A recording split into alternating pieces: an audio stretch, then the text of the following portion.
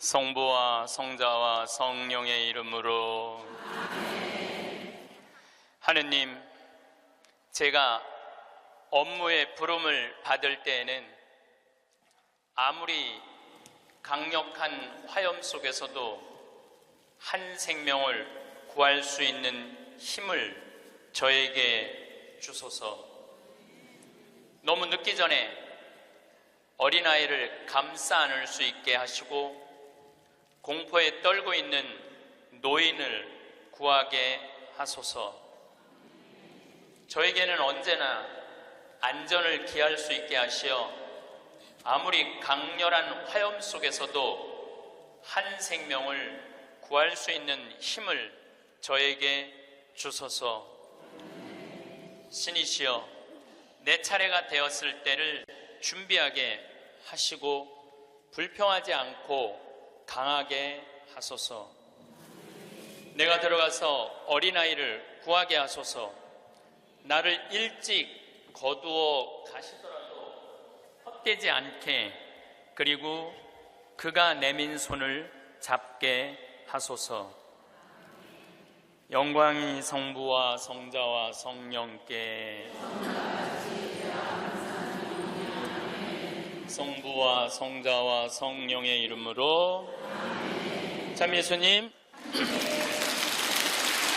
제가 방금 드린 기도는 어느 소방관의 기도입니다.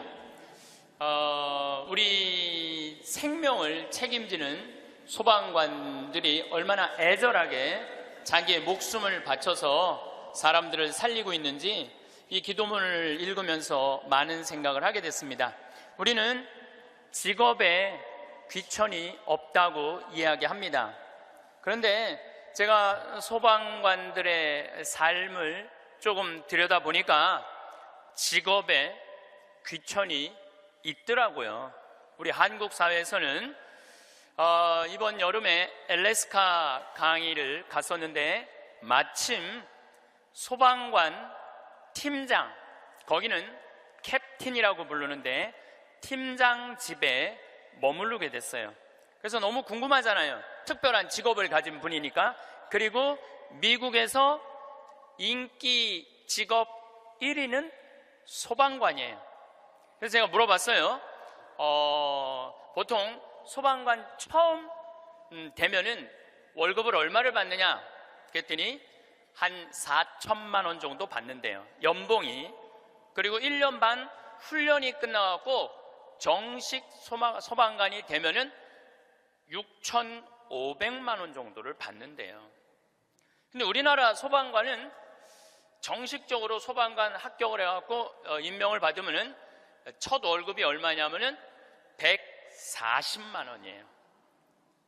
사람의 생명을 이렇게 건지는 소방관들이 연봉이 이런 거 저런 거 다 따져서 한 2,500, 많을 때는 3천만 원밖에 되지 않습니다. 우리 그 캡틴이라는 분은 은퇴를 하고 리타이어를 하고 다시 소방관으로 다시 재취직을 해갖고, 미국은 그런 경우가 참 많아요. 일단 한번 은퇴하고 다시 그 자리로 가서 일하는 경우가 많아요. 그래서 그러면은 당신은 연봉이 얼마가 되냐 그러니까 저는 좀 많죠 그러더라고요. 그래서 얼마가 되느냐 그랬더니 한 1억 5천만 원 정도 됩니다 그러더라고요. 그러니까 미국에 가보면은요, 소방관 월급이 팀장, 캡틴 정도 되면은 1억 5천만 원 정도 돼요. 그리고 뉴욕 경찰, 뉴욕에 강의 갔을 때 내가 그런 거 궁금해 하잖아요. 얼마나 받나. 뉴욕 경찰은 연봉이 얼마냐 그러니까 뉴욕 경찰들은 경위 정도만 되면은, 경사 정도만 되면은 1억이 넘어간대요. 1억이. 그러니까 미국은 소방관, 경찰관, 군인들이 보통 한 5년 정도만 근무를 하면 1억이 넘어가요. 1억이. 제가 잠비아에 봉사활동 이렇게 갔을 때 나하고 같이 일을 하는 수녀님이 20년 전에 독일에서 유학을 했는데 장애시설, 복지학과 유학을 해갖고 장애시설에 많이 다녔대요. 근데 그 장애시설에 심리학과 여자 교수가 있었는데 퇴근할 때 보니까 그 운전기사랑 퇴근을 하더래요. 그래서 어떻게 운전기사랑 퇴근을 맨날 하느냐고, 저 사람 내 남편이라고. 심리학 교수면은 20년 전만 해도, 우리 지금도 심리학 쪽 공부를 했다 그러면은 사회적으로 최고의 직종인데, 아니 당신은 교수고 심리학 교수고 의사인데도 이렇게 대단한데 어떻게 저렇게 남편이 운전기사인데 창피하지 않느냐고. 아무 문제 없다고. 우리 남편은 저 운전하는 걸 너무너무 좋아한다고. 그러니까 이 사람들은 자기가 교수고 남편이 운전기사라도 그 운전기사라는 것 자체가 하나도 안 창피한 거예요. 근데 우리나라 만약에 아내가 대학 교수인데 남편이 노란 학원차 운전하고 다니면은 창피할 것 같아요? 안 창피할 것 같아요? 우리 뭐라 그럴까? 당신 관도 그냥 내 얼굴로 그냥 살아.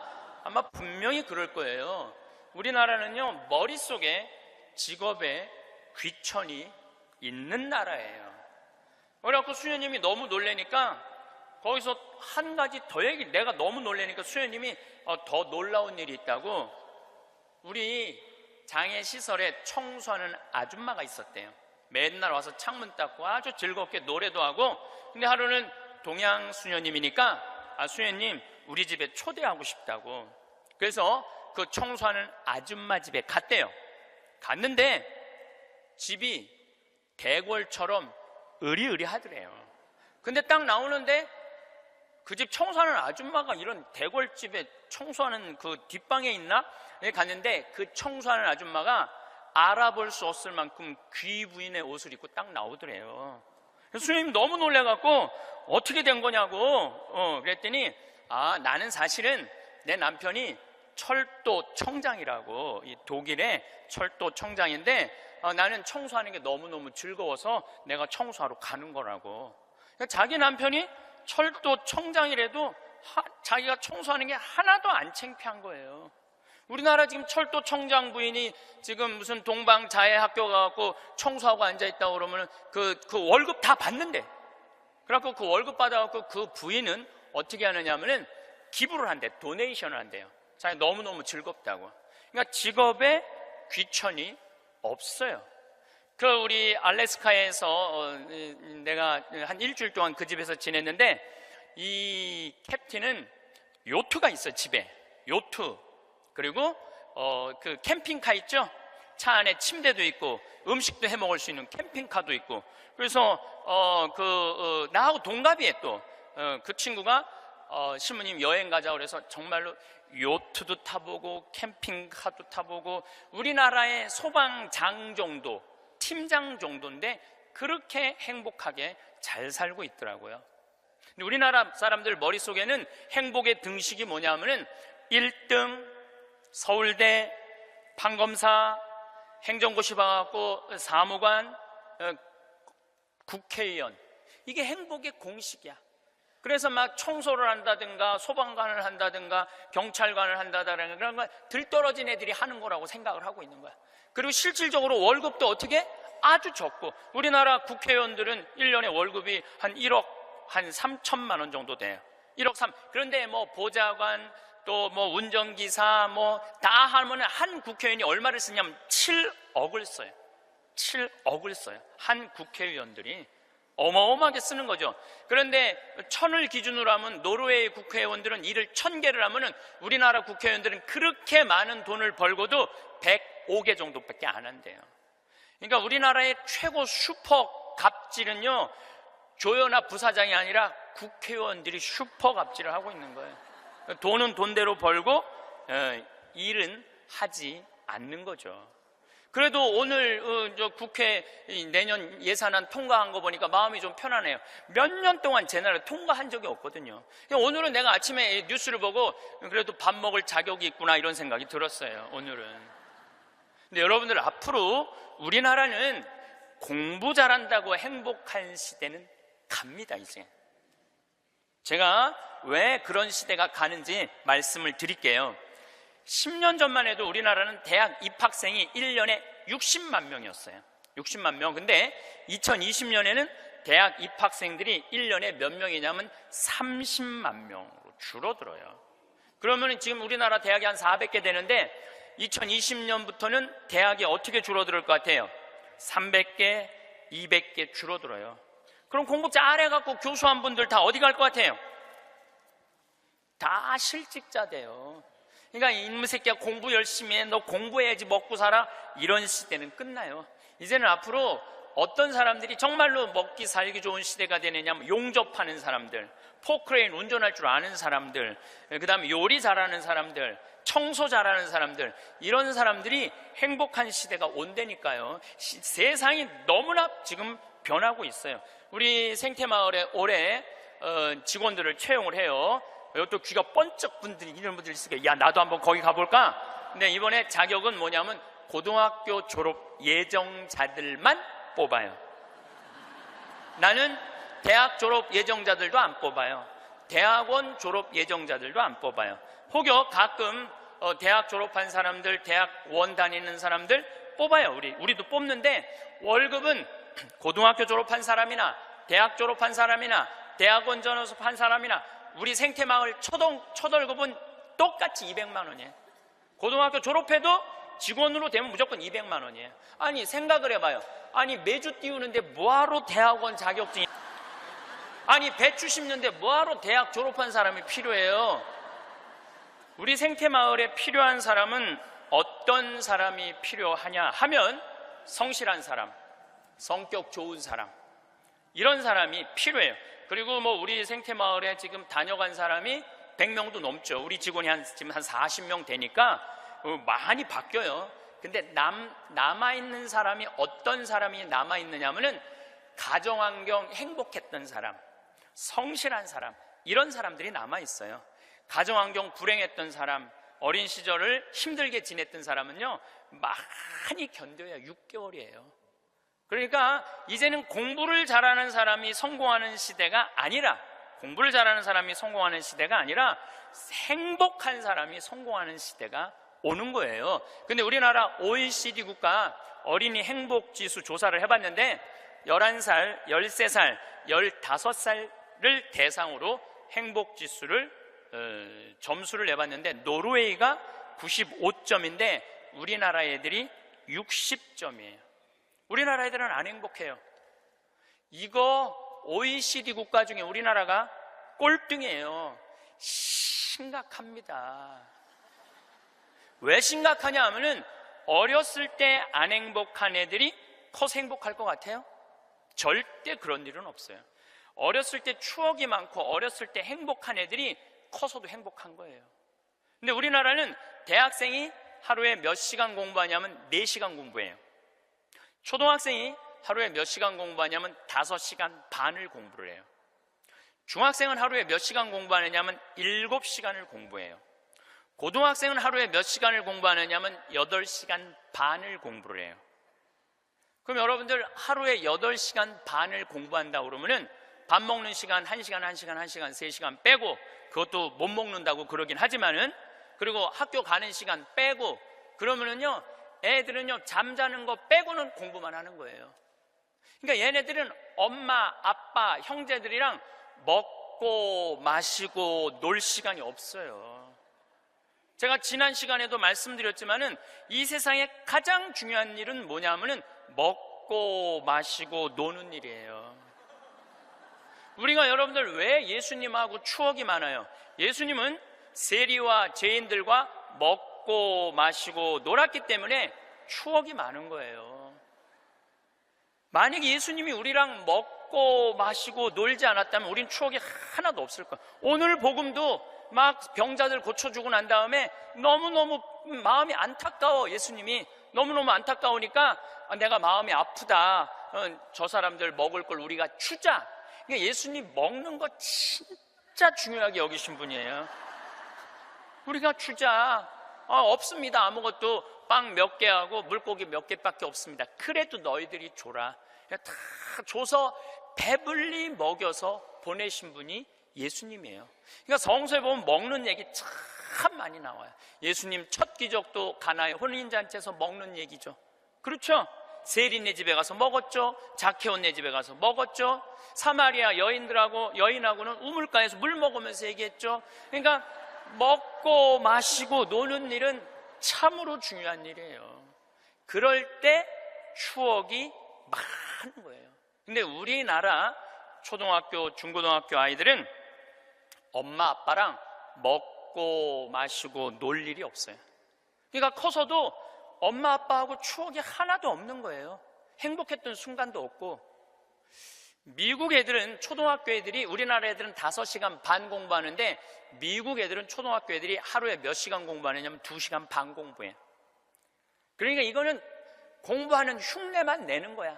그 얘네들은 계속 먹고 마시고 노는 거예요. 계속.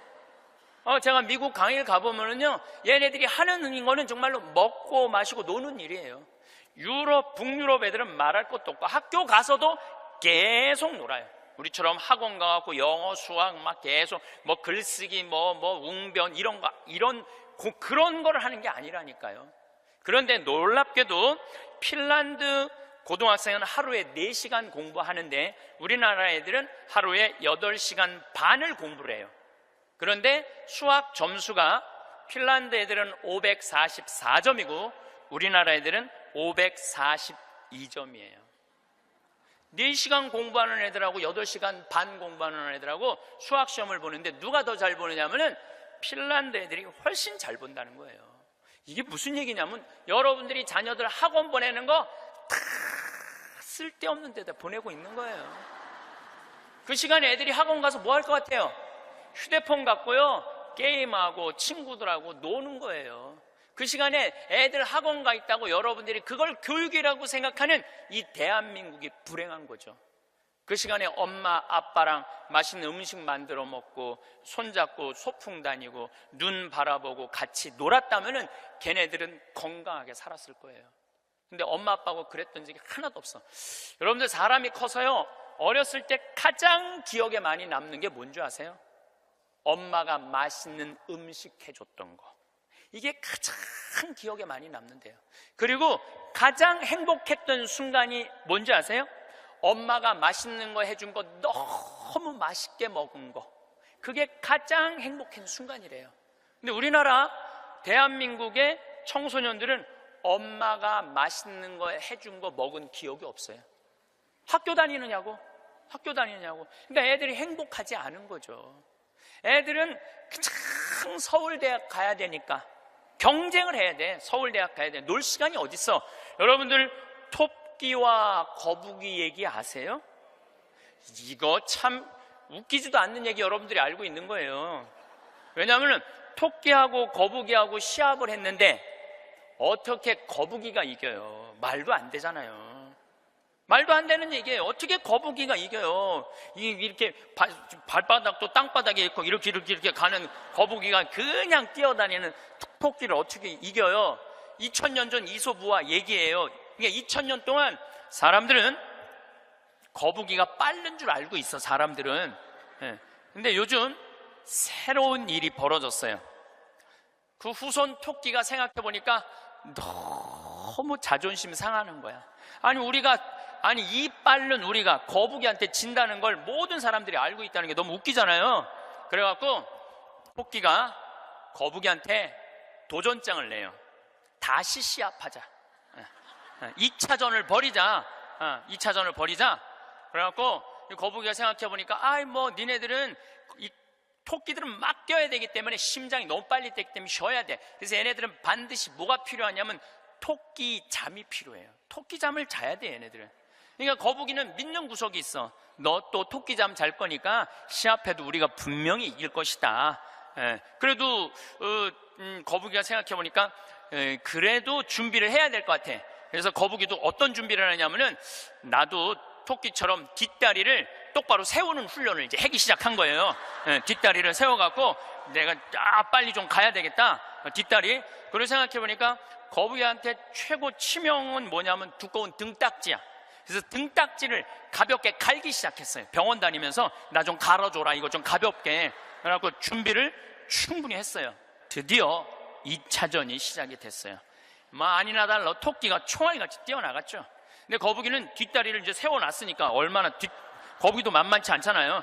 쫙 가면서 믿는 구석이 있어서 어떤 믿는 구석이 있었느냐면은 이제 분명히 저 나무 밑에서는 토끼 잠을 잘 것이다. 그래갖고 토끼가 딱 보니까 역시 멀리서 지가 뒷다리를 세워봤자지. 그래갖고 쫙 오는데 자도 될 것 같아.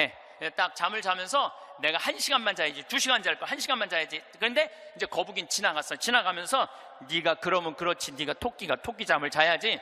딱 어느 정도 중간까지 갔는데 토끼가 깨어난 거예요. 2시간 잘 거 1시간 훈련을 열심히 했으니까 1시간 만에 딱 깨어나갖고 거의 결승점 도달점에 총알같이 토끼가 지나간 거예요. 그리고 거북이가 가다 보니까 토끼가 지나간 거예요. 그래서 이제 토끼가 이 불명예를 씻었어요. 드디어 이제 모든 이 짐승계에는 드디어 토끼가 이겼댄다. 걔가 토끼잠을 줄여갖고 그 거북이를 이겼댄다. 근데 이제 누가 슬프기 시작했느냐면 거북이가 슬프기 시작했어요. 내가 지다니, 이건 있을 수 없는 일이다. 내가 2000년 동안 거북이의 그 성실성 하나로 거북이가 토끼를 이겼다고 모든 세상이 다 알고 있는데 내가 이게 지다니, 이건 있을 수 없는 일이다. 절치부심한 거북이가 다시 토끼한테 도전장을 냈어요. 한 번 더 붙자. 3세판이다. 3세판. 한 번 더 붙자. 토끼가 그래? 뭐 그러면은 귀양 내가 명예를 씻으려면 완전히 씻어야 되니까 한 번 더 붙자. 이번에 거북이는 아무리 생각해도 뒷다리 갖고는 안 될 것 같아. 앞다리까지 세우는 훈련을 한 거야. 이거를 이렇게 똑바로 세우는 훈련을 한 거야. 그래갖고 정말 피나는 훈련을 해갖고 근육을 다 세웠어요. 그리고 생각해보니까 이 등딱지는 갈아서 될 게 아닌 것 같아. 현대 세계가 왔으니까 그 저기 우주 비행선에 쓰는 아주 가벼운 합금판 뚜껑이 있다는 얘기를 듣고 그걸 가갖고 갈았어요. 이 뚜껑을 너무너무 가볍게. 토끼 못지않게 이제 이 속력이 났어요. 근데 거북이가 아무리 생각해도 그거 갖고 안 될 것 같아. 그래서 마지막 한 수를 가지고 있었어요. 분명히 토끼가 저 나무 밑에서 잘 거니까 저 나무 밑에 수면제를, 분말가루를 설치를 해둬갖고 리모컨으로 터트리면은 완전히 내가 보낼 수 있다. 비장의 카드까지 준비해놓고 이제 도전장을 내민 거죠. 토끼는 아무리 생각해도 이번에 지면은 다시는 회복할 수 없을 것 같아요. 그래갖고 토끼는 어떤 훈련을 했느냐 하면은, 어떤 훈련을 했냐면 토끼잠을 안 자고 목표 지점까지 가는 훈련을 했어요. 토끼잠을 안 자고. 그래갖고 드디어 3차전이 벌어졌어요. 3차전이 벌어져갖고 출발을 했는데 토끼가 보니까 거북이가 옛날엔 뒷다리만 세웠는데 이제는 앞다리까지 세워갖고 뛰는데 이게 만만치가 않은 거예요. 내가 정말로 자면 안 된다. 죽어라고 뛰면서 나무 밑에 도착했는데 너무 졸렸지만 그걸 극복하고 뛰어갔어요. 아니 리모컨까지 다 설치하고 이제 터트리기만 하면 이제 완전히 재워갖고 그 토끼잠으로 이기려고 그랬는데 리모컨 터트릴 시간이 없는 거예요. 이건 해보지도 못하고 져버렸어, 거북이가. 그러니까 거북이가 뭐가 왔느냐면 우울증이 왔어요. 우울증이 야, 내가 저 토끼한테는 정말로 어떻게 해볼 도리가 없단 말인가. 너무 우울증이 슬퍼갖고 이제 자살까지 생각을 했어요. 근데 할아버지가 그 손자 거북이를 보고 이런 말을 해요. 거북아, 손자야, 슬퍼하지 말아라. 너 토끼가 몇 년 사는 줄 아냐? 잘 모르는데요. 토끼는 그렇게 죽어라 하고 뛰기 때문에 토끼 수명은 7년이다. 7년. 근데 우리 거북이들은 수명이 얼마인 줄 아냐? 우리 거북이들은 할아버지가 지금 몇 살이에요? 내가 지금 190살이다. 우리 거북이는 느리기 때문에 수명이 200살이다. 너는 느린 게 네 본질인데 왜 토끼 이기려고 그 되지도 않는 뒷다리 앞다리 세우고 왜 그렇게 인생을 힘들게 사느냐. 너는 천천히 사는 게 너의 운명이다. 그 생각을 해보니까 가만히 생각해 되지도 않는 시합을 2000년 동안 한 자기 거북이하고 토끼, 그게 웃긴 거예요. 그래서 이 거북이는 천천히 다니고 자기의 그 본성에 따라 사니까 사는 게 너무너무 즐거워요. 그러니까 느린 게 빠른 것보다 훨씬 좋구나. 빠르면 7년밖에 못 사는데 느리니까 200년을 사니까 아무리 토끼가 빠르면 왜 빨리 죽는데. 그런데 지금 대한민국은 우리 자녀들을 거북이로 안 키우고 뭘로 키우냐면 토끼로 키우고 있어요. 토끼로 7년밖에 안 살릴 생각을 하고 토끼로 키우고 있어요. 그렇게 가장 큰 희생자가 된 사람이 누구냐면은 사도세자예요. 여러분도 사도세자 얘기 알죠? 네, 사도세자가 언제 죽었느냐면 1762년 이모년에 5월 13일 날 뒤주에 들어가고 5월 22일 날 죽었어요. 8일 동안 있다가.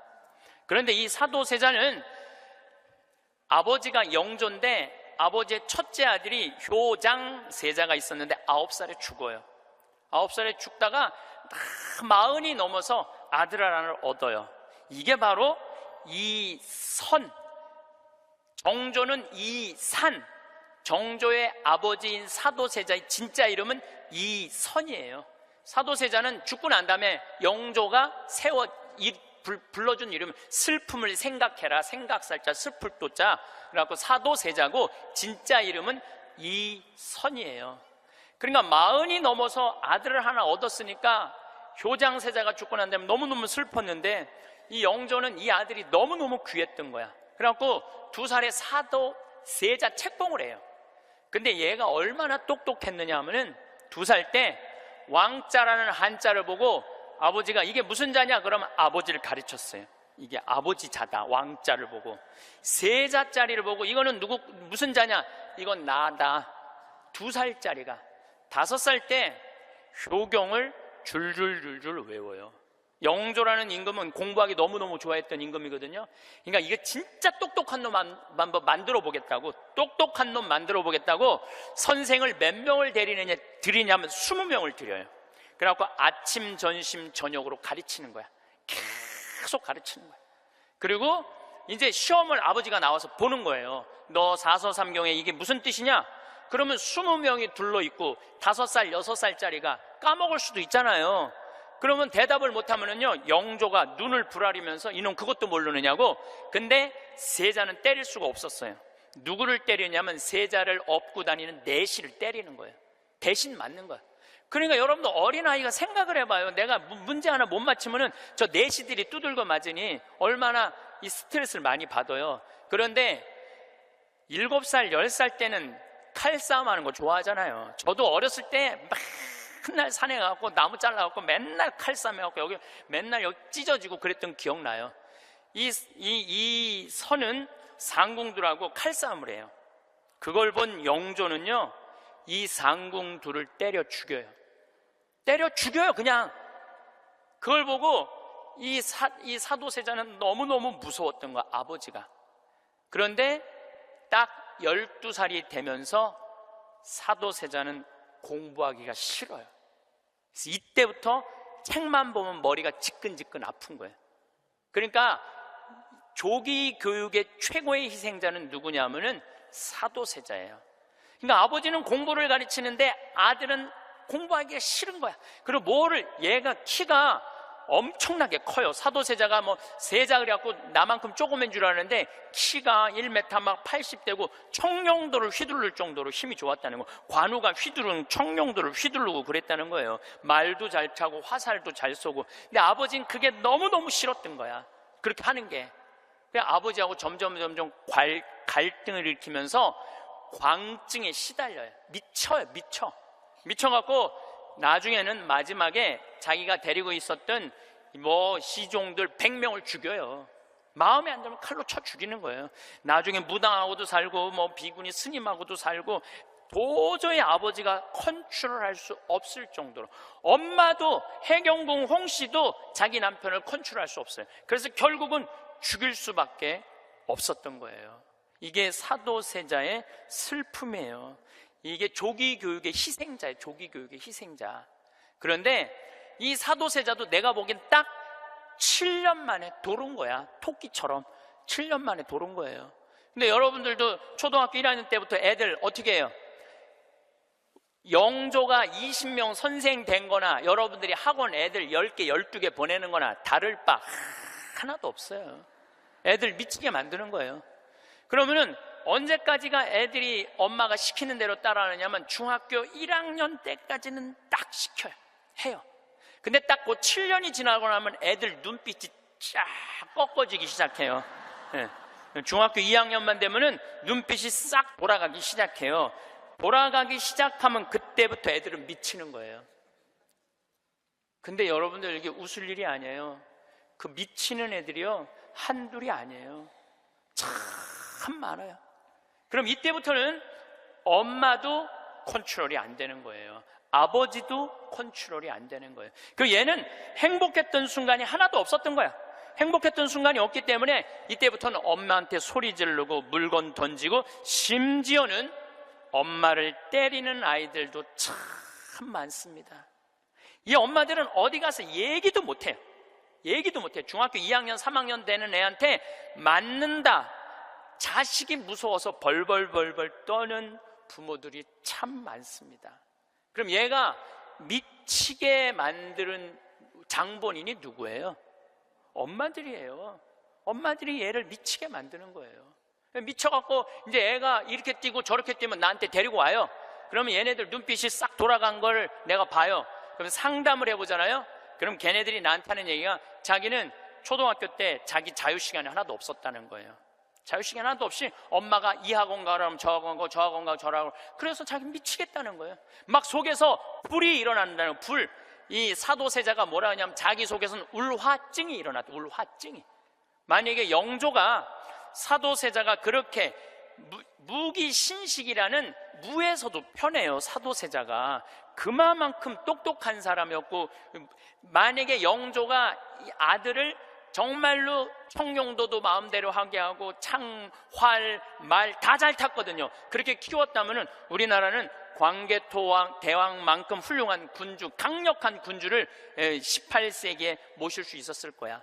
사도세자가 죽고 난 다음에 정조가 임금이 됐잖아요. 권력 기반이 취약했어요. 그 다음에 정조가 1800년에 죽고 순조, 헌종, 철종, 고종 다 7살, 10살, 18살, 17살짜리들이 왕 되면서 조선은 끝난 거예요. 여러분들도 지금 가만히 생각해봐요. 지금 내가 하나 둘 가지고 있는 애 공부 그렇게 시켜갖고 미쳤어. 그렇게 미쳤어? 그러면요 그 집안은요 나중으로도 희망이 없는 집안이에요. 그리고 참 고치기 힘든 병이 뭔지 아세요? 정신병이에요. 제가 수많은 사람들을 만나면서 수많은 아이들을 만나면서 가장 고치기 힘든 병이 정신병이에요. 우울증이라든가 조울증이라든가 이렇게 걸린 사람들은 평생 병원에 들락날락하고 평생 약 먹다가 결국은 그렇게 죽는 거예요. 근데 자기 자식을 뒤주에 가둬서 죽이지는 않지만 여기 있는 분들 중에 뒤주에 가둬서 죽일 사람은 없지만은 그렇게 미치게 만드는 부모들이 참 많다는 거예요.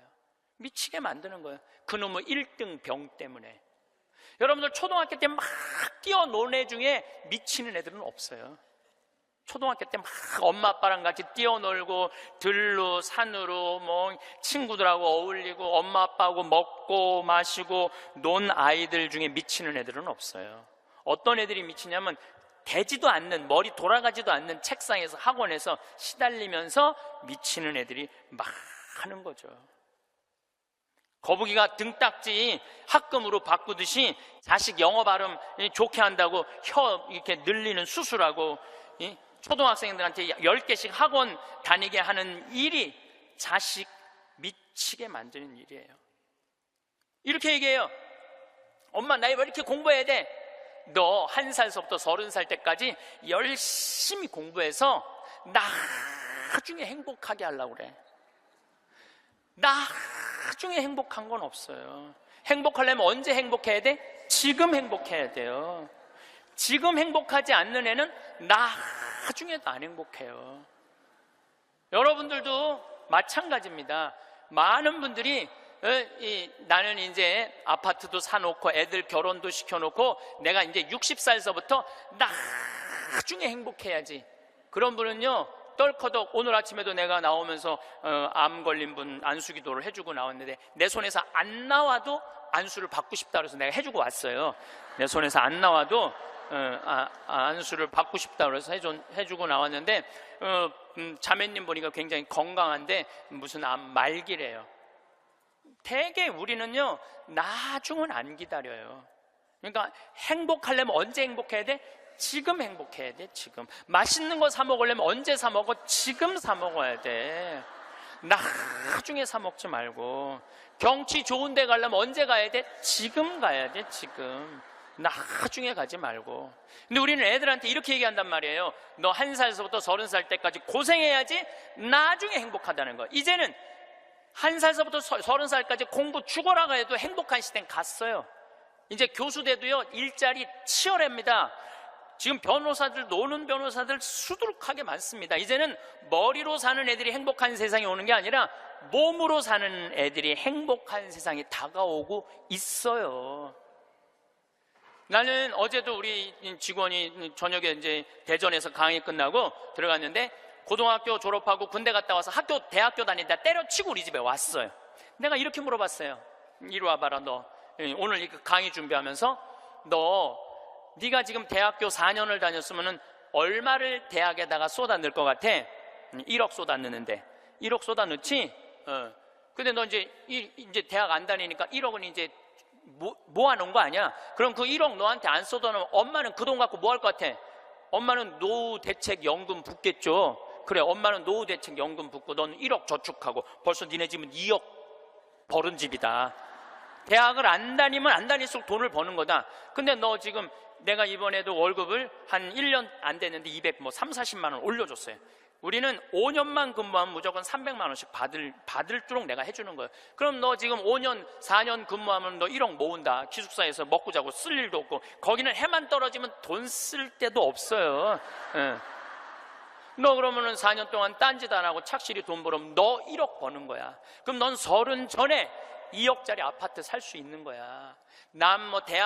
우리나라 지금 대학 나온 45만 명 졸업하는데 제대로 된 직장에 취직하는 숫자가 몇 명이에요? 5만 명밖에 안 돼요. 40만 명은 2년, 3년 빈둥빈둥거리고, 심지어는 엄마 아버지가 애들 때문에 경비에 나가갖고 그거 해갖고 애들 생활비 대주고 뒷돈 대주고 그러고 있는 거예요. 그러니까 지금 여러분들, 지금 대한민국에서 없애버려야 되는 건 내가 보기엔 대학이야. 대학만 없어지면 전부 일의 소중한 가치를 배우고 다 행복하게 살 수 있어. 아니, 대학 졸업하고 딱딱딱 취직하면은 내가 왜 대학을 귀하게 여기지 않아요? 대학 졸업하는 애 거의 반 이상은 빈둥빈둥 놀고 있는데. 그러니까 우리나라 할머니 60, 70 된 분은 머리 나쁜 몸으로 살 놈한테 돈 쏟아 넣느냐고.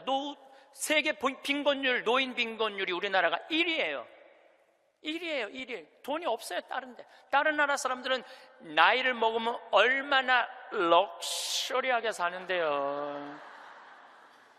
놀지도 못하고 죽어라 30살까지 나중에 행복하려고 공부했는데 취직 안 되면 그 허탈감, 좌절, 이거는 어른들은 상상할 수 없을 만큼 힘든 거예요. 상상할 수 없을 만큼.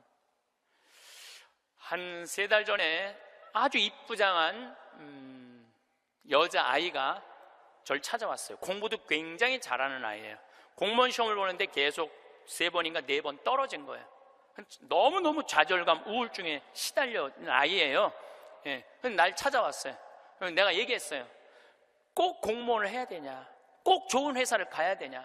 그냥 내가 즐겁게 일하고 그냥 행복하게 살면 되지 왜 그 힘든 목표를 세워놓고 계속 좌절감을 느끼느냐? 넌 좀 오늘을 좀 행복하게 살아라. 근데 이 친구가 며칠 전에 저한테 메시지 했어요. 신부님, 저 취직했어요. 너무너무 행복해요. 눈높이를 조금만 낮추면 우리는 지금 행복할 수 있는데 항상 나중에 행복하려고 눈높이를 너무 높여갖고 그것도 못하고 이것도 못하고 저것도 못하는 거예요. 그러니까 우리나라 애들 1살서부터 30살까지 안 행복해. 그럼 30살서부터 60살은 행복해요? 30살서부터 60살? 안 행복해. 왜 안 행복하냐면 이 30살서부터 60살에는 자기 인생이 없어. 왜냐면 1살서부터 30살 된 자식들 뒷바라지 않느냐고 자기 인생이 없는 거야. 그러니까 자기를 위해서 학원을 다녀봤던 적이 없어. 30살서부터 60살들은 기타 학원을 다닌다든지 피아노 학원을 다닌다든지 꽃꽂이 학원을 다닌다든지 나처럼 필라테스 학원을 다닌다든지 자기를 위해서 이런 학원을 다녀본 적이 없어. 자기 인생이 없어. 오로지 자식 뒷바라지 않느냐고. 그래서 헬리콥터 맘이라고 그러잖아요. 자식 뒤 뺑글뺑글 따라다니는 거야. 초등학교 유치원 따라다녀, 초등학교 따라다녀, 중고등학교 따라다녀, 심지어는 대학까지 따라다닌다는 거예요. 그래갖고 커리큘럼 수업 과정 짜주군 엄마들 많아. 그리고 학점이 조금 나오면 교수한테 가서 따진다는 거. 우리 애 학점이 왜 요것밖에 안 주느냐고. 나중에 취직하려면 학점이 높아야 되는데. 군대도 뺑글뺑글한데요. 요즘 뭐 카카오톡이 돼갖고 엄마들이 애들 군대 생활을 볼 수 있대요. 그럼 애가 좀만 얼굴이 이상하면은 그 상사한테 그런대요. 왜 우리 애 얼굴이 이러느냐, 뭐가 문제가 있느냐. 그러니까 그 군대 가서도 엄마가 애를 책임져 주는 거야. 그래서 요새 군대 상사님들이요, 사병 돌보는 일보다 사병 엄마 돌보는 일이 더 바쁘대요. 심지어는 회사까지 따라다니는 거야. 애가 회사에 취직을 했는데 대리 진급을 못하면 부장한테 가서 따진다는 거. 우리 애가 뭐가 모자라서 대리 진급을 못하느냐고. 평생 자식주의를 뺑글뺑글 따라다니는 걸 뭐라고 그러냐면 헬리콥터 맘이라고 그래요. 헬리콥터 맘. 또 아버지들은 요즘은 많이 줄어들었지만 한동안은 기러기 아버지가 40만 명까지 있었어요. 40만 명 기러기 아버지가. 이 기러기 아버지들은요, 자식들 한 달에 부인 것까지 하려면 700에서 1000만 원을 보내줘야 돼. 그러면은 보통 10년 정도 가 있으면요, 이 기러기 아버지는 10년 동안 인생이 하나도 없는 거예요. 자식도 없고 아내도 없고 돈도 없는데 뭐 돈만 버는 기계로 사는 거야. 그러니까 자기 인생을 못 사는 거. 30살서부터 60살들은 자기 인생이 없는 거예요. 근데 문제는 60살 때 30살 된 자식이 이렇게 말합니다. 엄마, 이제 엄마 인생 살아. 자기를 위해서 살아봤던 적이 없는데 내 인생을 살으라는 거야. 살 줄을 모르는데. 30살서부터 60살은 뭐 해야 되는 나이냐면요, 자아실현해야 되는 나이야. 자아실현이라는 게 뭐예요? 자기의 능력을 쓰는. 오늘 물이 없는데 여기 물을 하나 갖다 놓으면 내가 이 물을 안 먹었으면은 이 물은 자아실현하는 물이에요? 자아실현 안 하는 물이에요? 자아실현 안 하는 물이에요. 내가 먹어줘야지 자아실현이 되는 물이에요. 자아실현이 되는 물이에요. 여러분들이 샴푸를 하나 샀어. 그럼 샴푸를 사면은 그 샴푸를 한 방울까지 다 쓰면은 여러분들 기분 좋아요, 안 좋아요? 그 샴푸는 나한테 와서 자기 능력을 다 썼어요, 안 썼어요? 그럼 자아실현 한 거야, 안 하는 거예요? 자아실현 한 거죠. 내가 요즘 목욕 가방에 샴푸 하나 다니는데 요만큼 남았어. 그 짜서 쓸 때마다 기분이 너무 좋아요. 너 이제 자아실현 다 돼가는구나. 이제 자기 능력 다 썼으니까. 우리 사제관에 개가 한 마리 있어요. 문수라는 개가 있는데 얘가요, 딱 사제관에 도착하면은요, 총알같이 튀어나와요, 자기 집에서.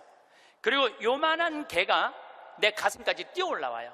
그리고 놀라운 거는요, 얘가 사제관에 신부들이 오면 안 물고 안 짖어요. 근데 여자들만 오면은 잡아 먹을 듯이 짖어요, 진짜로.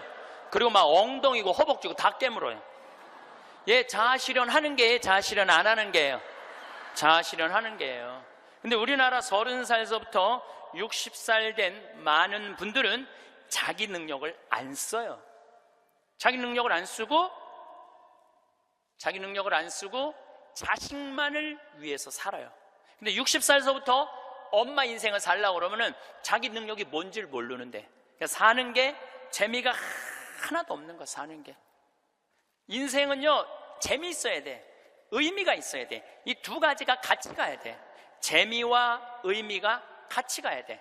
그런데 내가 기타를 잘 쳤다면 기타 치러 온 세상 돌아다니고, 꽃꽂이 했다면 온 성당에 꽃꽂이 하러 다니고, 뭐 춤췄다면 춤추러 다니고 이럴 텐데 나를 위해서 한 게 하나도 없는 거야. 그러니까 사는 게 재미가 없는 거야. 60살서부터 100살까지 어떻게 살아? 그러니까 우리는 1살서부터 30살도 안 행복하고 30살서부터 60살도 안 행복한 거야. 그럼 60살서부터 100살은 행복하냐? 이 얘기는 이제 다음 시간에 하도록 하겠습니다. 기도, 자녀를 위한 기도 바치겠습니다. 성부와 성자와 성령의 이름으로. 주님, 나를 고쳐주소서. 가끔 자녀를 나의 투자의 대상으로 여기는 착각을, 나의 삶을 자녀에게서 보상받으려는 유혹을 다 너를 위한 것이다 라고 하면서 궁극적으로 자신을 위했던 이기심을, 그리하여 자녀가 나에게 속해 있지만 내 것이 아님을 깨닫게 해주소서. 나로 하여금 부모로서의 권리보다는 의무로 자녀의 성장보다 내가 먼저 성숙해짐으로 그들을 훈계하게 하소서. 자녀를 이끌어주되 강요하거나 협박하지 않으며, 사랑하는 자녀들을 돕되 대가를 기대하지 않으며, 자녀가 누릴 수 있는, 실패할 수 있는 자유와 선택할 수 있는 권리를 빼앗지 않게 해주소서. 자녀의 슬픔과 기쁨을 가볍게 취급하지 않으며, 자녀의 성공과 실패를 과소평가하지 않고, 자녀의 하찮은 질문에 진지하게 대답하게 하시고, 사소한 행동 방식도 존중함으로 존경받는 어른이 되게 해주소서. 그래서 유명한 사람으로가 아니라 유능한 사람으로, 인류의 사람으로가 아니라 유일한 사람으로 우리의 자녀들이 자라가게 해 주소서. 성부와 성자와 성령의 이름으로 아멘. 네, 감사합니다.